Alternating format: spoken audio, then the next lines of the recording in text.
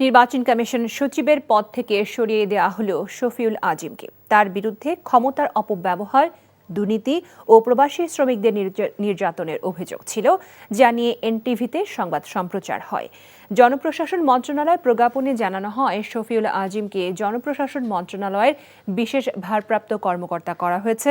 আলাদা প্রজ্ঞাপনে জানানো হয়, কমিশনের জাতীয় পরিচয়পত্র অনুবিভাগে নতুন মহাপরিচালক হয়েছেন অতিরিক্ত সচিব ASM হুমায়ুন কবির।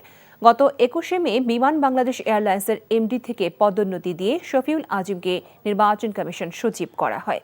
বিমানে থাকা অবস্থায় দুর্নীতি, স্বজনপ্রীতি ও প্রবাসী শ্রমিকদের নির্যাতনের অভিযোগ নিয়ে অনুসন্ধানী প্রতিবেদন প্রকাশ করে এনটিভি। এছাড়া বেসামরিক বিমান চলাচল কর্তৃপক্ষ বেবিচকের প্রধান প্রকৌশলী শহীদুল আফরোজের দুর্নীতি নিয়েও সংবাদ সম্প্রচার হয় এনটিভিতে।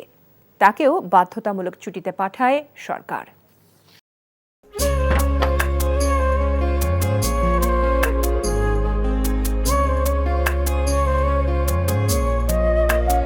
এটা আমাদের ঘর, আমরা দুজন মিলে সবকিছু গোছাবো।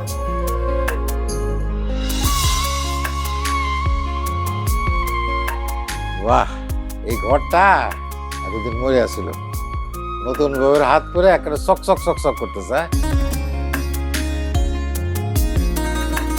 যদি কখনো কোনো ঝড় এসে সব এলোমেলো করে দেয় তাহলে?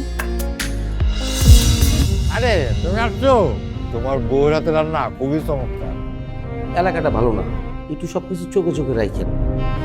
আমার খাওয়ানিও তোমার কোনো চিন্তা করতে হবে না। এই যে চুড়ি দিয়েছে, শাড়ি দিয়েছে না জিলু, তার কাছে সরো। পৃথিবীতে মানুষের মানুষের সম্পর্কের বড় সমস্যা কি জানো? ভুল বোঝাবুঝি।